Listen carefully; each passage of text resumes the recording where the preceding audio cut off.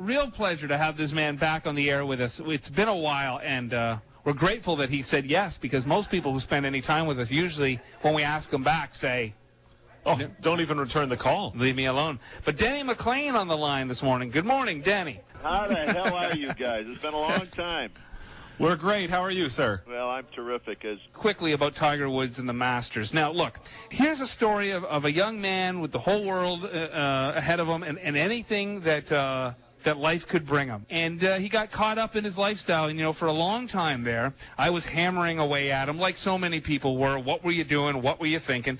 But I've had some time to ponder this. And, at the end of the day, I kind of think, who the hell am I to judge Tiger Woods? I'll never walk in his shoes. I don't know what it's like to be him.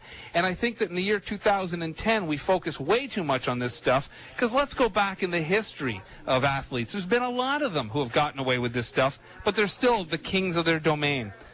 Well, you know what? It's the nature of the sport. It doesn't mean it's good for the sport. It doesn't mean it's good for anything. I mean, listen, the basic bottom line to everything is it's reality. I mean, it's hardcore life. And when people become bigger than what they imagine themselves being, they think they're entitled. I think Tiger, listen, this is tough to admit, too. Back when I was having all my success, there were so many things tossed at you, you cannot imagine it. And I will not delineate for anybody here, but there were so many different kinds of things coming at you, whether it be endorsements or people or women or any other kind of items and assets. You had them all. You had your pick. And, of course, this guy has taken it to a new level. And, see, the only thing I object to, not object, but the only thing I wonder about is there's been a number of athletes who have gone to jail for taking steroids, lying to a federal agent or some kind. And this guy blatantly, because they've got enough proof to hang him, my goodness, they got enough proof to hang him. There's guys in death row right now with lesser evidence that he was buying hookers. I mean, that's a crime in the United States. I don't know about Canada. Mm-hmm. But in the United States, it is a crime. He hasn't been charged with anything. They apparently covered up something that ever happened on his estate down there in Florida. So all I'm saying is he's got a big-time responsibility. He's out there selling product.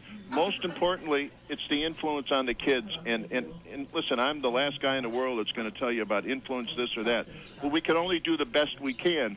But it looks like he chose to just go crazy for a while, looks like 10 years at least, and do whatever he did. But that's the only thing I'm talking about. A lot of people went to jail for less, and here he is out spending thousands, if you believe the kinds of dollars that people are talking about. And I suggest to you that, everything gets inflated with a good story that starts to evolve. But, man, if he just bought 2 hookers one night, he committed a crime. Nobody's talking about it. So in your heyday and such, and you've seen people that have been on top of the world, how difficult is it to say no in some of those situations? It's almost impossible. It gets to be a point that you are embarrassed to say no because people are trying to be so gracious. Although a lot of people have ulterior motives, they're trying to get maybe some information about a ball game, or as a guy, that type of stuff goes on all the time, and I suppose it goes on in every sport, probably a little less in golf than anywhere else, but people always try to get the edge, so you got to watch the characters. And of course, in my career, historically, I hung around with some bad characters for a while. And but you don't realize they're bad characters. You just think people are being gracious to you. You just think people are being nice to you just because you're a nice guy. Well, what they want to be, they want to sit behind a dugout. They want to say that they know this guy. They go out to dinner together. They party together. They travel together. And it's all about ego in the grand scheme of things. All right, let's talk about the Tigers, and let's talk about the home opener today, going up against Cleveland. And last time we spoke, the end of the season, things weren't great. There was things that needed repairing and working on. Have they improved? Are they ready to do some damage this year, or are they still kind of sitting where they were last year? I just don't know. They've got Willis and Bonderman on the ball club.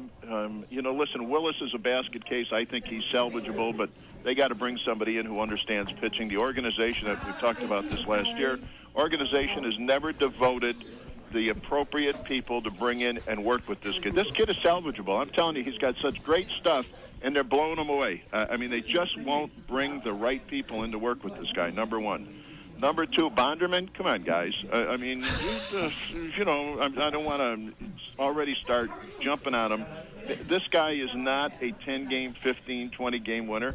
He has had more opportunities, and Carter has pills. I know they've tried to trade him. I know they've tried to dump him. He's making a lot of money. I mean, no one's going to pick up that kind of money when a guy can't get himself out. You know, they talk about some of the impressions he made in spring training. Hell, we're all pulling for him. We want the ball club to win. But you got 2 serious pitchers. Those 2 guys have to carry the load.